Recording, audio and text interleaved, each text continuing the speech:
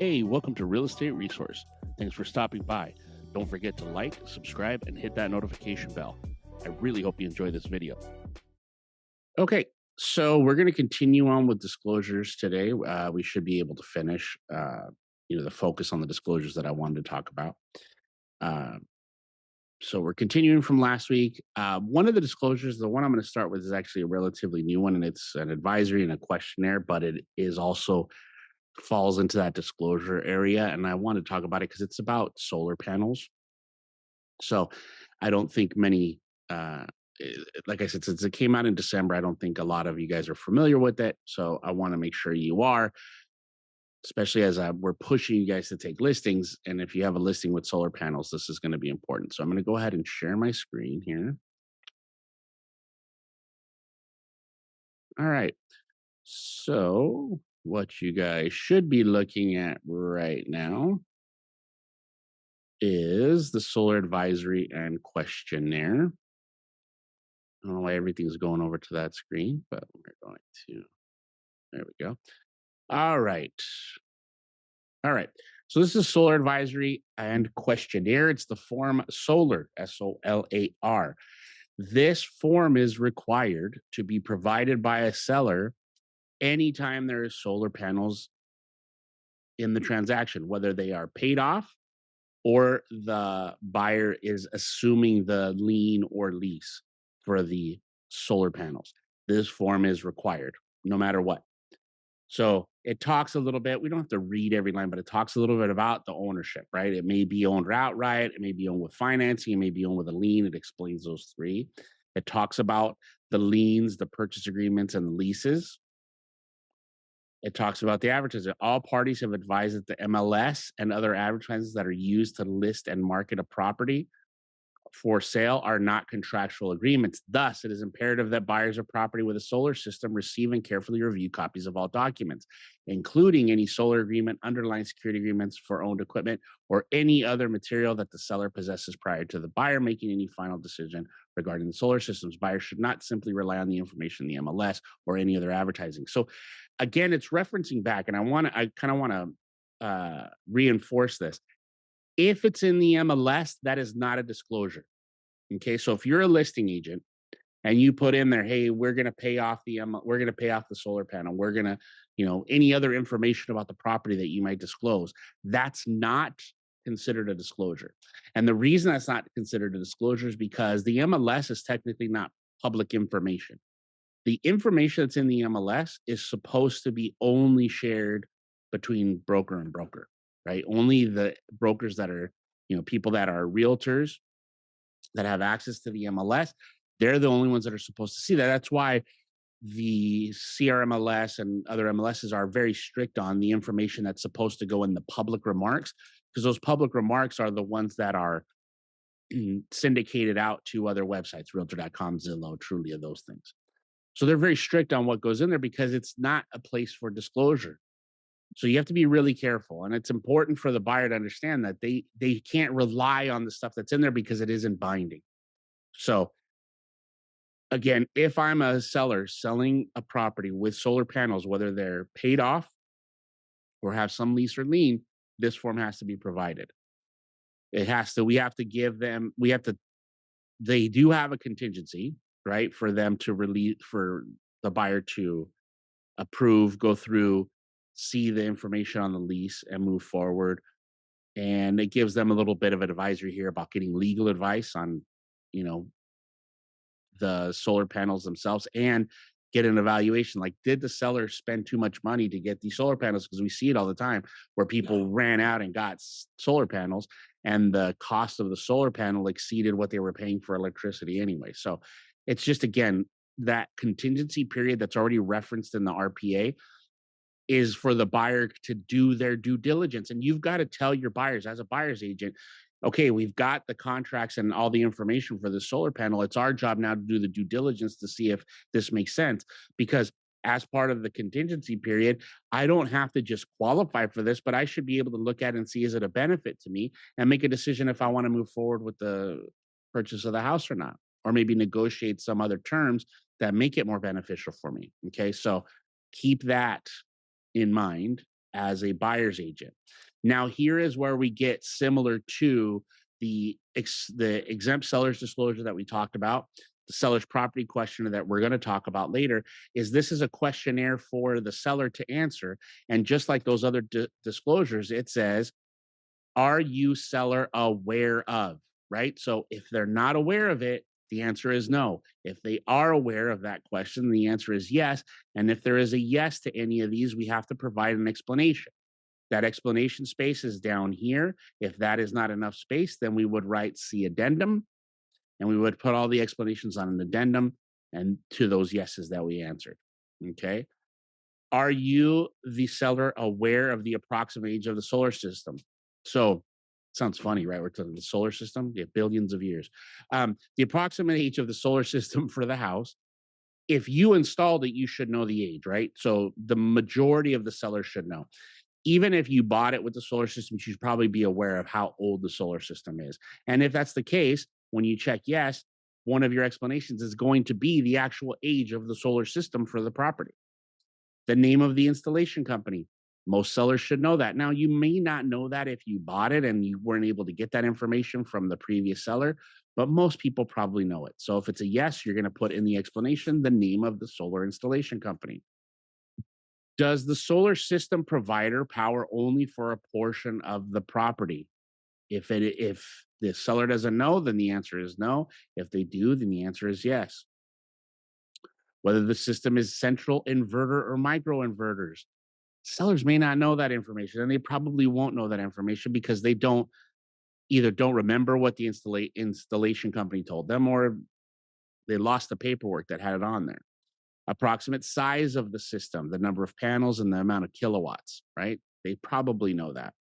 Whether the system is on grid only, on and off grid, or off grid only.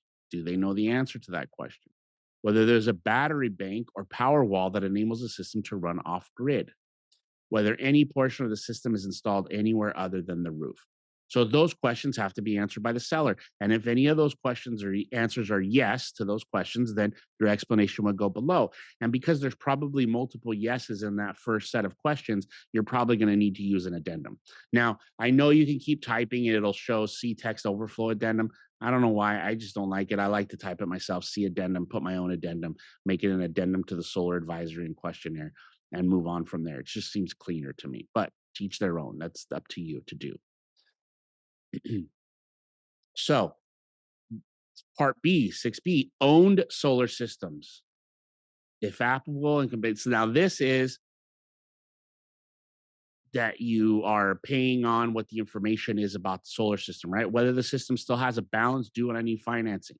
The seller should know that, yes or no. If yes, what is the balance, the amount? If yes, is it secured by an interest on title? Right? Does that mean it has a lien? Right? Is there a lien that goes along with it? If yes, is the loan transferable to or assumable by buyer? Right? The seller may not know the answer to that question, so it's okay if they put no on there, but maybe do a little bit of research. As a listing agent, my advice would be to the seller, hey, let's reach out to the solar company because this is stuff we're going to have to answer. Let's find out the information. Okay. Note, if it is not secured on title, the agreement may have to be amended for buyer to be responsible for the balance. Just so we know, like that's that whole idea where it's a lease and the buyers have to requalify for that lease, right? To assume the payments on those solar panels. Whether there is an annual true up bill from the power company. There should be no reason why the seller doesn't know about that because they would have had to pay that bill. And if yes, what's the approximate bill amount? Whether there is any other type of lien or encumbrance on title on a property tax bill or otherwise. Whether there is a power purchase agreement. If yes, complete 6 below. So we'll move to that. And then if those are yeses, the explanations again go into this section here. Leased solar systems or systems with power purchase agreements. The name of the company with the lease. Okay, here it is. Yes, what is the name? The year the agreement expires. What's the year? The current monthly solar payments, what they are, whether the payments are fixed or vary over the life of the agreement, whether the lease or power purchase agreement is transferable to or assumable by buyer, whether the solar system is not allowed to end is not owned at the end of the agreement? If not owned, can the equipment be purchased? If yes, what is the estimated amount that would be owed? And an explanation of any of those yeses. So this is required for any seller selling a property with solar panels. Okay. Now, again, for us, for our office, for our company, we're going to add this to the checklist, which means if you don't have it and the property had solar panels, it's going to be a requirement. So keep in mind, if you're selling something with solar panels with a solar system, you need to have this property or this advisory and questionnaire incorporated into your transaction. It has to be given to the buyer. So if any of you guys out there right now have a listing that has solar panels and you haven't done this, get on it as soon as possible because it's really more it's really would be in your best interest to do kind of the homework on these things and find out about the transferability and all that stuff and have it ready even if you're not in escrow yet. Okay, so seller signs it, sends it to the buyer, buyer signs it. Any questions about the solar form? Anybody? All right, let's move on to our next one then, and we're going to talk about the lead-based paint. So lead-based paint is mandatory on any properties, 1 to 4 units that were built prior to 1978. So if your property was built after 1978, this is not a required disclosure. Okay. So again, like any of the other disclosures, this is, are you the seller aware, is basically the questions that we're answering on these things. So keep that in mind that you can't ever assume that the seller knows this stuff. I mean, those, you own a house, you live somewhere, there's stuff that's wrong with the property that you probably aren't aware of, or you've sometimes forgotten or just become blind to because you've lived in the property for so long. The following terms and conditions are hereby incorporated. I mean, part of the residential purchase agreement or the purchase agreement, that's the default. The only other time you would do it is probably the lease, the month to month agreement, or, that needs to be included because you're doing this as part of the purchase agreement. So you get property address, buyers, sellers' names, lead warning statement. Every purchaser of an interest in residential real property in which the residential dwelling was built prior to 1978 is notified that such property may present exposure to lead from lead-based paint that may place young children at risk of developing lead poisoning. Lead poisoning in young children may produce permanent neurological damage, including learning disabilities, reduced intelligence quotient, behavioral problems, and impaired memory. Lead poisoning also poses a particular risk to pregnant women. The seller of any interest in residential real property is required to provide the buyer with any information on lead-based paint hazards from risk assessments or inspections in the seller's possession and notify the buyer of any known lead-based paint hazards. A risk assessment or inspection for possible lead-based paint hazards is recommended prior to purchase. So here's the thing. If there's anything that the seller has that says, hey, there is some lead-based paint in here, which there could be, right? If the house was built prior to 1978, generally what happens is that when people have these older houses are built, they've been painted multiple times, and they've been painted since lead-based paint stopped existing. Right, there wasn't manufactured any longer, and if they've painted all the walls, sometimes they consider that encapsulated. Then you should be okay. That's not our advice to give to a buyer that's going in. If a buyer is really concerned about lead-based paint on an older home, they should be hiring somebody to do the inspection. The problem with that is that the the abatement of lead-based paint is a major undertaking, right? It's everything's got to be taken off. The house has to be kind of covered in plastic. It's almost like when they do a tenting, right, for termite, cover the entire house. They sandblast all this paint. They have to dig out dirt, like a certain amount of feet of dirt of the soil around the property to get rid of the lead. So it's a big undertaking if that's something that they're going to request to get done. Now, if there is lead-based paint, obviously somebody wants to get it cleaned out. A seller would be in their best interest now if they find out there's lead-based paint to actually do the work, because anybody they sell the house to, they're going to have to disclose there's lead-based paint. I don't know many families that are going to want to move into a house with lead-based paint in the property. But if the seller doesn't know, then obviously we can't disclose that there is. Okay. The EPA's lead based paint renovation, repair, and painting rule. The new rule requires that contractors and maintenance professionals working in pre 1978 housing, childcare facilities, and schools with lead based paint be certified, that their employees be trained, and that they follow protective work practices and standards. The rule applies to renovation, repair, or painting activities affecting more than 6 square feet of lead based paint in a room or more than 20 square feet of lead based paint on the exterior. Enforcement of the rule begins October 1st, 2010. See the EPA website. So, really, if people are doing repairs in houses that are pre 1978, they're supposed to be lead based paint trained and certified, those contractors and the people doing the work. That's what the rule is. I don't know how many people actually follow that rule, to be completely honest with you. The seller or landlord's disclosure, because again, remember this is used in leases also. We have no, I or we, right, depending on how many people are on there, have no knowledge of lead-based paint or lead-based paint houses in the house housing other than following. If they have no knowledge, then this stays blank. You don't write no knowledge because it already says we have no knowledge, right? You only write in if you know of some other portion, like, hey, you know, the garage or whatever has lead, whatever it is. If you don't know, this paragraph one right here stays blank. If you don't have any reports showing that there is lead based paint to give over to the tenant, this stays blank.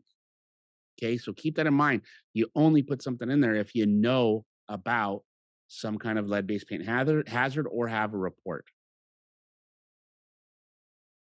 We obviously this is the seller still previously or as an attachment to this have provided the buyer or tenant with the pamphlet protect your family from lead in your home or an equivalent pamphlet approved for use in the state, such as the homeowner's guide to environmental hazards or earthquake safety, which we give out, right? That we already know that that gets provided.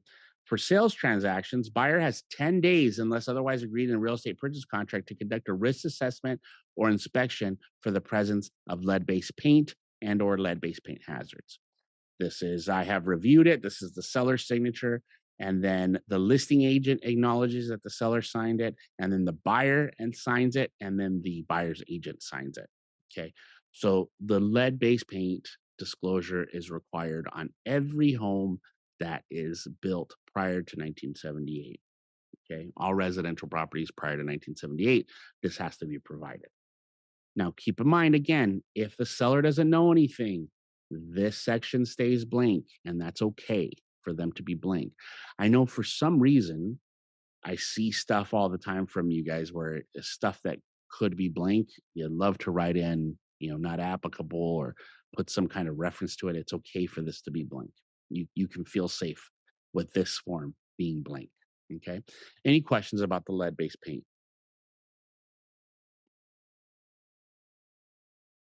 All right. Let's move on.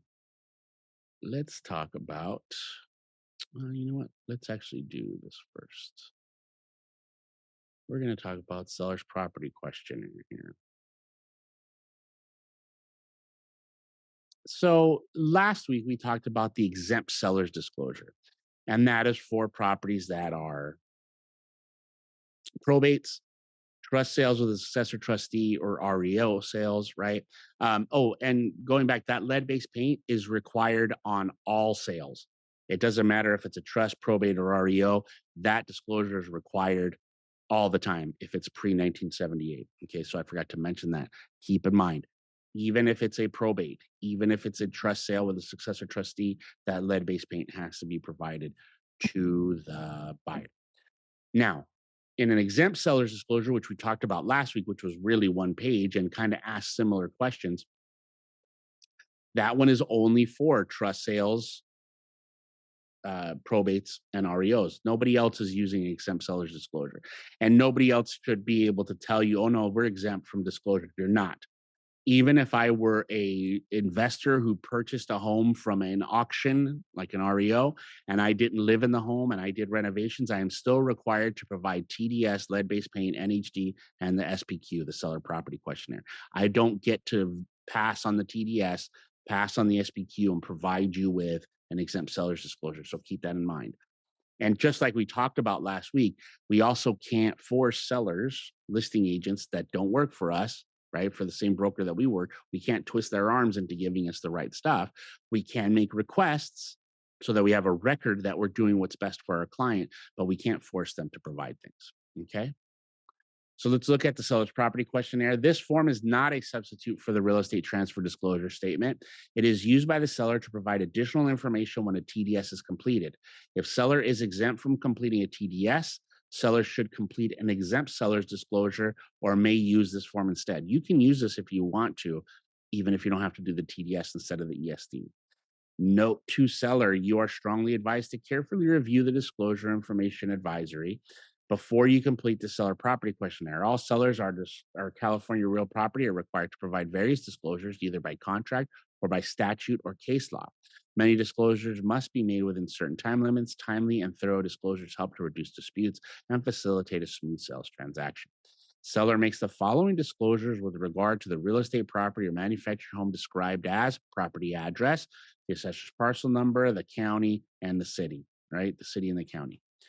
Disclosure limitation. The following representations are made by the seller and are not representation of the agents, if any. And the reason they always say agents, if any, right, on these SPQ and the TDS is because these disclosures are still required even if you're a for sale by owner. Okay. It's not just because there's a broker involved that these disclosures are required. It's all sales require these disclosures. They're mandated by the state of California. So I got a question here in the chat. For a probate trust sale, the seller would have no knowledge of the lead based. Would you just go based off of the built date and home, right? That seller has no knowledge, but could possibly. No, the question again is if we go back to the lead based paint, and I still have it right here, I have no knowledge of lead-based paint. So guess what? If I am a probate or a trust sale and I don't know anything about the property, what's the answer to that question? I have no knowledge other than the following. Well, there is no following. It is blank and it is signed. That's it. You don't write anything in there. So I have no knowledge of lead-based paint other than the following. This stays blank. The next section, this stays blank.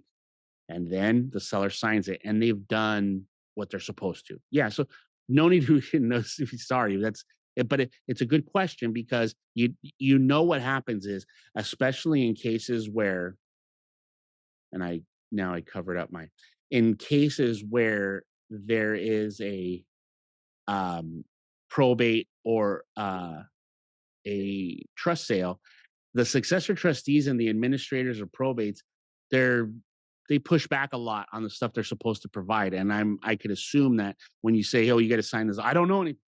Okay, but that's why you have to be able to explain to them and say, "Yeah, it's because you don't know anything, but we're still required to deliver it. You don't have to write anything in. All you have to do is sign it because this basically states you don't know anything." That's the default of the lead-based paint is I don't know anything. Okay.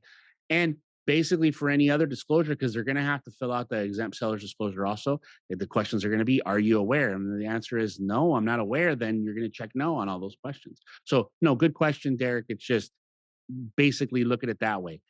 If it's I know nothing, the form is by defaulted saying you know nothing. All you need to do is sign it, pass it along. Okay. All right, so let's look at here, right here. Like we said, this is not a representation of the agents. This disclosure statement is not a warranty of any kind by the seller or any agents and is not a substitute for any inspections or warranties the principal may wish to obtain. This disclosure is not intended to be part of the contract between buyer and seller unless otherwise specified in writing. Broker and any real estate licensee or other person working with or through broker has not verified the information provided by the seller.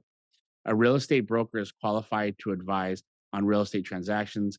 If seller or buyer desires legal advice, they should consult an attorney. Okay. So what that's basically saying is that whatever I disclose to you, I'm just telling you what I know as to be a material defect in the property or answering the questions about, answering what I know about the questions that are asked. It doesn't mean that I'm guaranteeing that anything is like if I say, oh, well, this was an issue, but it was repaired. I'm not guaranteeing, I'm just disclosing. I'm just disclosing.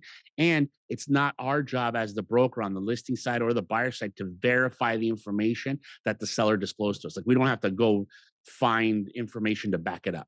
Does that make sense? Right. So it's just, it is what it is. It is exactly what you see is what the answers are and what the information is. Okay. Note to seller: purpose to tell the buyer about known material or significant items affecting the value or desirability of the property and help to eliminate misunderstandings about the condition of the property. That's what this form is for. Answer based on actual knowledge and recollection at this time. If you don't remember, you don't remember. There's nothing you can do about that. Something that you do not consider material or significant may be perceived differently by a buyer.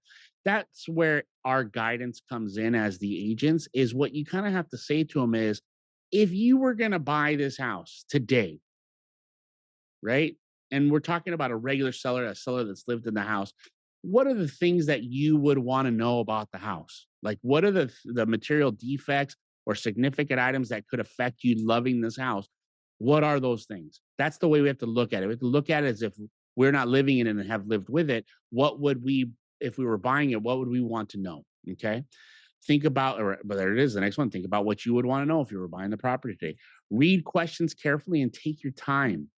If you don't understand how to answer a question or what to disclose or how to make disclosure in response to a question, whether on this form or TDS, you should consult a real estate attorney in California of your choosing.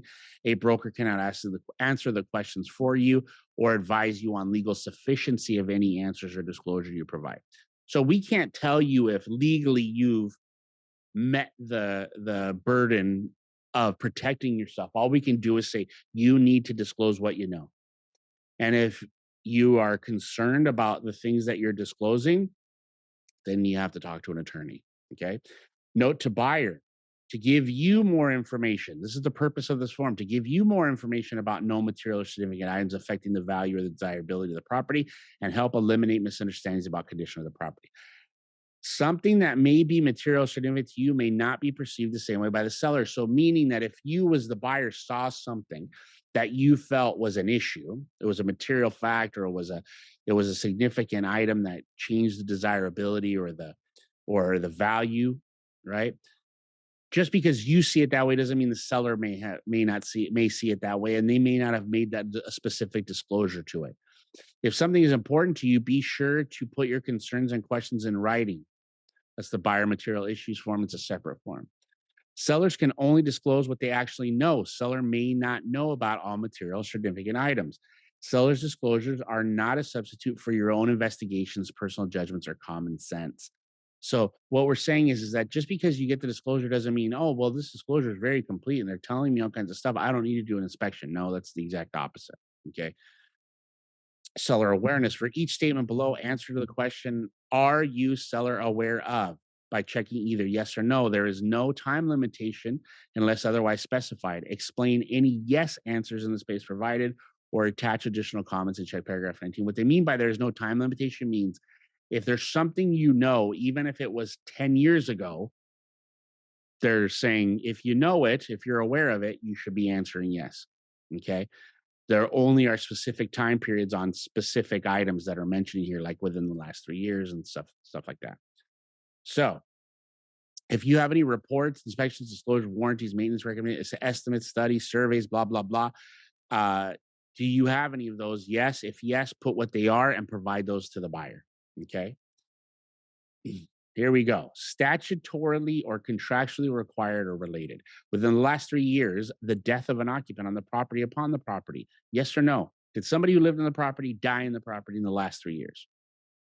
If they did, the answer is yes. And that's it. You just have to put when they died, right? If it was natural causes, if somebody just passed away there, it was a health issue, right? It wasn't a violent death of any kind. Then all you have to do when you answer the yes is put the date and who the person was that passed. That's it.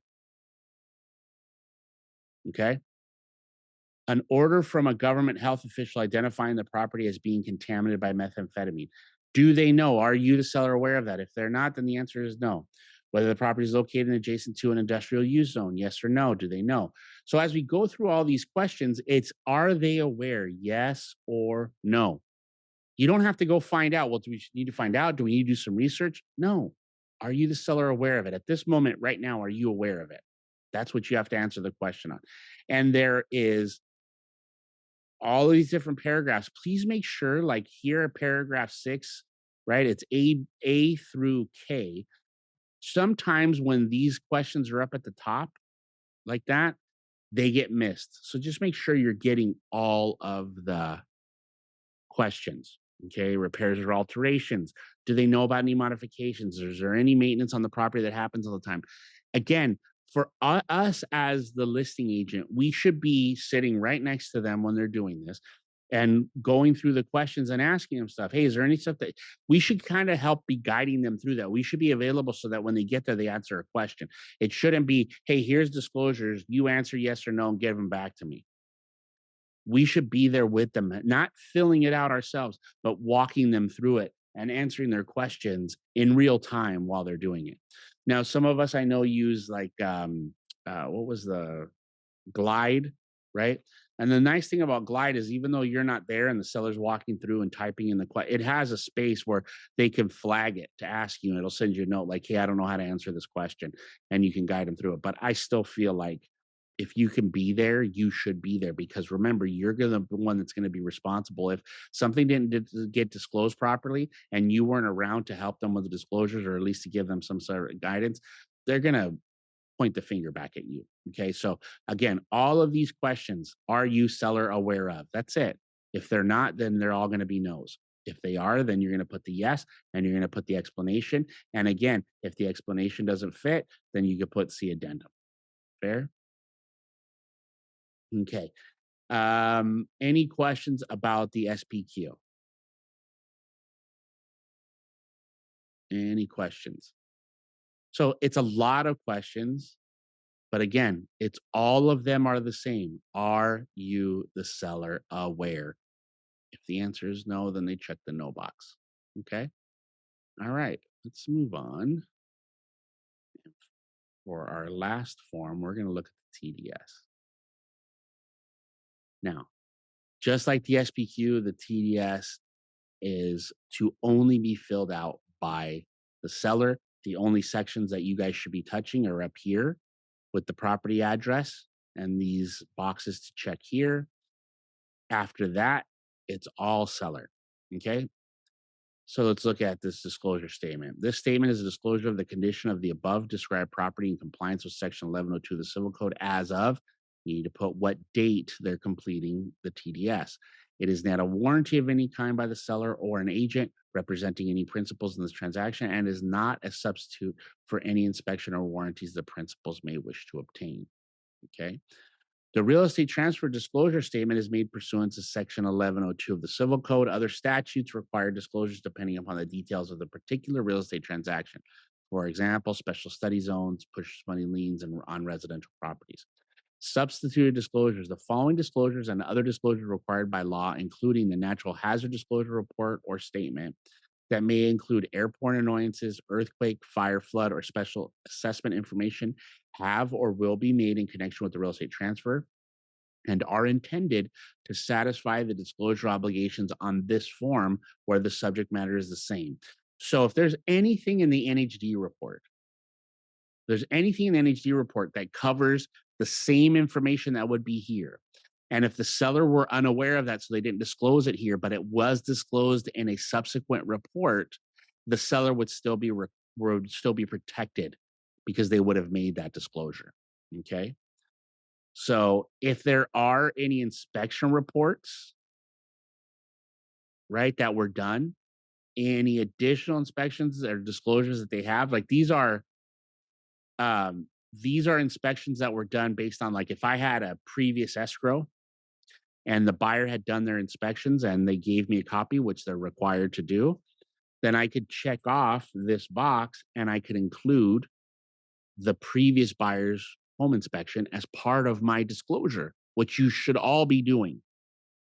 You should all be doing that. If I have an escrow that fell out, number one, I should have a copy. If I'm the listing agent, I should have a copy of the buyer's agent's inspection, the buyer's inspection. I should have it. It's in the contract. It says I have to get it. Whether they cancel or they close, I get a copy of it. So when I do my next sale, I should be amending my disclosure, checking this box and including a copy of that one, because what it does now is it just upped my disclosure. It's a substituted disclosure that says, hey, Here's some more information that I didn't know, but now I can disclose to you. Okay. If I did my own inspection report or any other kind of investigation or something prior to, and that's not a pre-sale inspection though, not a city pre-sale. But if I did anything else, any other kind of inspections or anything I had, I could attach them. If I don't have anything, I could check this box and say I don't have anything. I don't have any other disclosures to add. Okay. The seller discloses the following information with the knowledge that even though this is not a warranty, prospective buyers may rely on this information when deciding whether or not on what terms to purchase the subject property. Seller hereby authorizes any agents representing any principals in this transaction to provide a copy of this statement to any person or entity in connection with any actual or anticipated sale of the property, which means I can give this disclosure to anybody who submits an offer, basically. And we've talked about in the past having the disclosures done really early, right? If I take a listing, get all the disclosures done, and I have the disclosures done prior to having the property on the market, when I get offers submitted, I can send disclosures back with my counters, have them then review and accept the disclosures and really shorten investigation periods because I've done my job, okay, with the disclosures. Something I say that we should be doing. Most people don't do it, but please make sure at least that these disclosures are being delivered within the first 7 days. Okay. The following are representations made by seller or sellers, and are not the representations of agents, if any. Again, this form is still required even if there's no agents representing buyers or sellers in this transaction. This information is a disclosure and is not intended to be part of any contract between buyer and seller. I know that sounds confusing, but it's not like the contract is referencing the items that are in the disclosure. It is just my job, my duty of disclosure. So the form itself is what's required as the duty of disclosure that's referenced in the purchase agreement. So the subject property, okay, seller is or is not occupying the property. That those two boxes, whether I check is not or is, does not change my duty of disclosure. The level of disclosure, it doesn't change anything. Like if I check off I is not occupying property and I fail to disclose something that should have been disclosed that I should have had knowledge of, it doesn't they don't go, "Oh, well you didn't live in it, so you're okay." It doesn't matter. This is just informational. We lived in it or we didn't. It doesn't change the duty of disclosure at all. Okay? The subject property has the items checked below. As we look at these below items, if the property has something that's on this list, but is not going to remain with the property, don't check it off. Now, it's okay. I mean, really, it's okay to check it off because you're disclosing, hey, the property has this. But if you're taking it for whatever the reason is that you're going to take it, don't check off the box because really the property is not being transferred with that item. Okay. So, like a microwave, for instance, only if it's a built in microwave. Okay. The range and oven stuff that's here now, we have stoves. A lot of the houses we saw have standalone stoves. If your stove is staying, then you check off range and oven, and then you make a note that says it's a standalone stove. Okay, so you're going to go through each one of these items, and you're going to go through and check off that the property has them. Right? If they're going to stay with the property, you have to talk to your client. Is this staying? And you check off the boxes of the things that are staying with the property. As we get down here, it's asking information about where the exhaust fans are. Is there 220-volt wiring in the property? And if there is, where is it?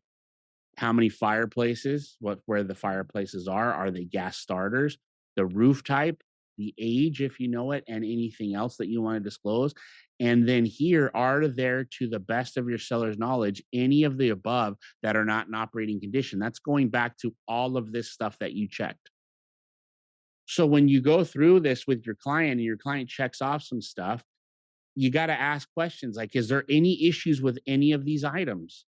Because if there are, we've got to disclose here what those issues are. But if not, if all of those things work perfectly, then we don't have to worry about it. Now, we could go like, we could really go above and beyond, like on rain gutters, right? Well, the property doesn't have rain gutters surrounding all four sides of the property or however many sides you have, right? You don't have one rain gutters in the front, side, back, right? Sometimes you only have front and side. If you want to, just to make sure you're clear, you could always put rain gutters front of property only, things like that. Okay. But if any of this stuff is staying with the property and exists, if there's any problems, we've got to disclose it. Okay. We have to disclose it if we know it. Remember, are there to the best of seller's knowledge, any of the above that are not in operating condition? It's if the seller knows. Okay. That's the question. Yes or no. Are you, the seller, aware of any significant defects, malfunctions in any of the following? I always feel like the way they built, like it should have had the stuff above it, and then it should have been. Do you have of the previous, of the items above? Do you have any defects or malfunctions? Yes, because we have to check yes or no, and then go down. Okay. So anyway, regardless, that's just my thing. Okay. So if you know of anything on the interior walls, are there any defects or significant defects or malfunctions?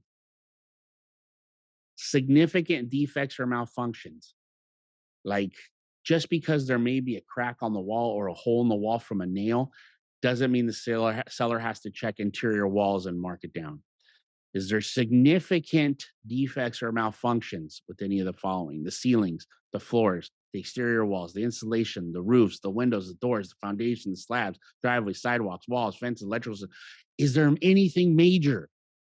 Significant defects. A crack on the wall is not a significant defect unless the seller knows that they've done some kind of inspection and they said, "Hey, this reason you have this crack is because the property is slipping or the foundation is dripping, drooping." Right. So if it's just normal wear and tear stuff, cosmetic issues, they don't need to check the box to disclose it. They don't need to. Right. They don't have to go that far. Again, significant defects and malfunctions. Okay. If any of the above is checked, explains, add additional, attach additional sheets if necessary. So we've got to go through and write down what the malfunction is. You can't just say like this right here, this other structural components. That's the description for that. This is the explanation of these things having a significant defect or malfunction. Okay. You've got to explain what that defect or malfunction is. Okay.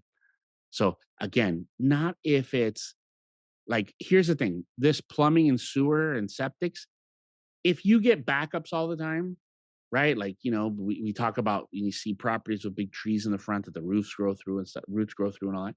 If the seller has to constantly have somebody come out and clean out the main line because roots or something blocks it, or there's some kind of problem with the sewage or the main line or the plumbing in general, then yeah, that's fine. You can check it.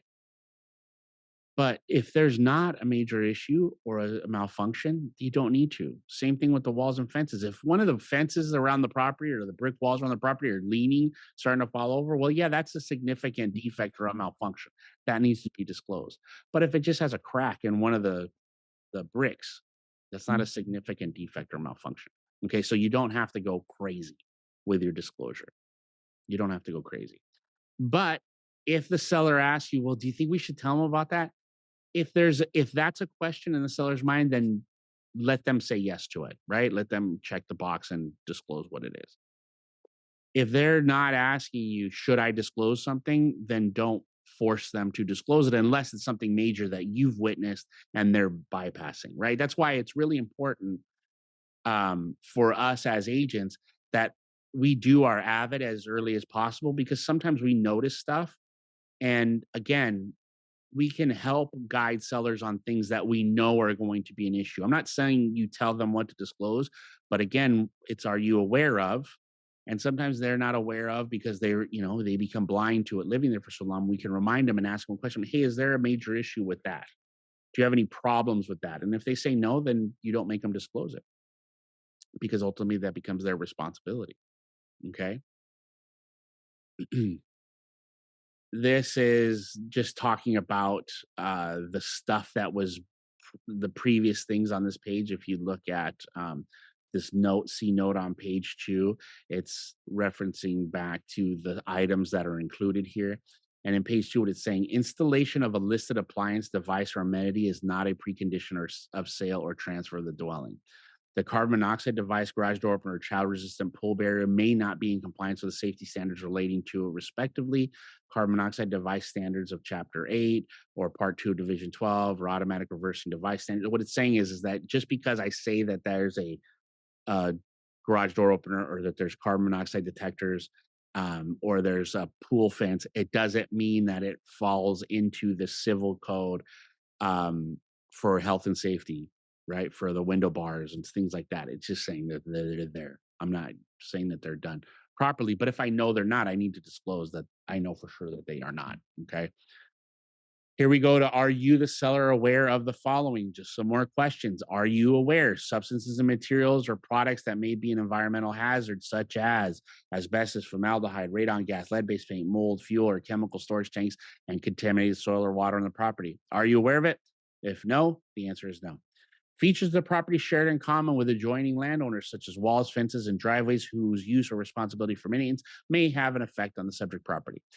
A lot of properties, that's going to be a yes, right? You have fences that you share with your neighbors, you have shared driveways sometimes. So remember, yes or no.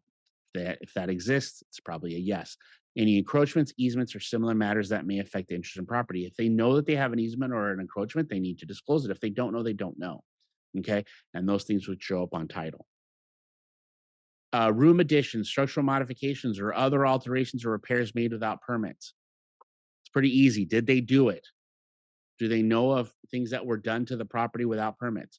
Room additions, structural modifications, or other alterations or repairs not in compliance with building codes. Now, you could have stuff that is to code but is not permitted, but you can't have alterations that are permitted and not to code, right? So you can't have you can't have yes on number 4 and no on number 2 because that doesn't make sense unless you have some stuff. I mean, here's the thing: you can't have yes on 4 and no on 5. You could have yes on 5 and no on 4, but you can't have vice versa. Okay, so if most of the time, if you have stuff that's without permits, you're going to have to put yes here because you don't know that it's the code. All right. Fill or compacted dirt. That's just if they filled the land, or, somewhere on the property. Any settling, some slippage or soil problems. Again, if they know, they know. The answer is yes. Flooding or drainage or grading problems. You just have to ask them a couple questions. Do you have anywhere that during heavy rains, like we're going to experience over the next few days, during heavy rains, do you have stuff where water fills up or it floods or have standing water for long periods of time? That's drainage problems. Just ask the question. If they say no, then great. Let them go on with no. Major damage from a fire, earthquake, flood, or landslide. Just ask them, did you ever have any issue? Just remind them, hey, did you guys ever have any issues with a fire or did you have any major damage from earthquake or floods or anything? If they say no, they no. Any zoning violations, non-conforming uses, violations of setback requirements. If your seller has done some stuff and gotten these violations, they'll know about it, right? They're not going to be like, oh, yeah, I forgot. They're going to know because if they haven't taken care of it, there's a problem with the property anyway. Neighborhood noise problems or other nuisances. This one is more of a kind of an opinion, right? Because some sellers might find something, some people might find something a nuisance or a noise problem that other people don't. Just kind of ask them, is there anything that if you were buying the house today, that if you heard, is there anything that happens in the neighborhood that is really noisy or you would have a problem with if you were buying the house today? If they say no, then the answer is no. If there's any CCNRs or other deed restrictions, right? Well, that usually falls under condos and townhomes and PUDs, right? Most single family residence detached homes do not have CCNRs. There are some cases where they do. I mean, I think places like Friendly Hills have some CCNRs, but they're not enforced any longer because they were really old and outdated. A homeowners association. Is there a homeowners association? Again, usually only condos, PUDs, townhomes, things like that. Any notices of abatement or citations against the property. The seller should know that, right? The seller should know yes or no if there is anything. Any lawsuits by or against the seller threatening to or affecting this real property, claims for damages by the seller pursuant to section 910 or 914, threatening to or affecting this real claims for a breach of warranty pursuant to section 900, threatening to or affecting this property, or claims for breach of an enhanced protection agreement pursuant to 903, threatening to or affecting this property, including any lawsuits or claims for damages pursuant to section 910 or 914, alleging a defect or deficiency in this real property, common areas, facilities such as pools, tennis courts, walkways, or other areas co-owned or in undivided interest. That just means, is there any kind of a lawsuit that's affecting the property, period? That's all you want to ask them. If the answer is no, then the answer is no. Any of the yeses above get explained down here. Again, if you don't have space, you're going to put C addendum. That simple. This is the seller certifies that the property as of the close of escrow will be in compliance with 13113.8 of the Health and Safety Code by having operable smoke detectors, which are approved, listed, and installed in accordance with state fire marshals regulations and applicable local standards. The contract already says, hey, we want those installed in the first 7 days anyway. The seller certifies that the property as of close of escrow will be in compliance with section 19211 of the Health and Safety Code by having a water heater tank braced, anchored, or strapped in place. Again, the contract refers to that also. The seller is going to sign certifying everything above is true, right? That they did it. This is the agent's inspection disclosure. Now, remember last week when we talked about the AVID, in this office, in this company, we require you to attach the AVID to this form. Some other companies don't, right? So an agent might say, I didn't see anything, and they check off that box. Or an agent may check this box and write something in here as their visual inspection. This is for the seller side. So for you, if you're representing a seller, you're going to have an AVID that's going to be attached. And as you can see, since it's attached to the TDS and the TDS is required to be delivered in the first 7 days, your AVID should be part of it, which means it should be done in the first 7 days. So you would do your AVID. You're going to print your name and you're going to sign your name right here. Okay. Then the buyer's agent's going to do theirs. The seller is going to sign it. The agents are going to sign it, and the buyer's going to sign it. Okay. And that's it. Those are the disclosures. Now, I mean, you have disclosures like the natural hazard disclosure and things like that. Those are provided by third-party companies because the seller doesn't know the answer to those questions. So those aren't required. Any questions about the disclosures that we covered today or even stuff that we talked about last week? Anybody?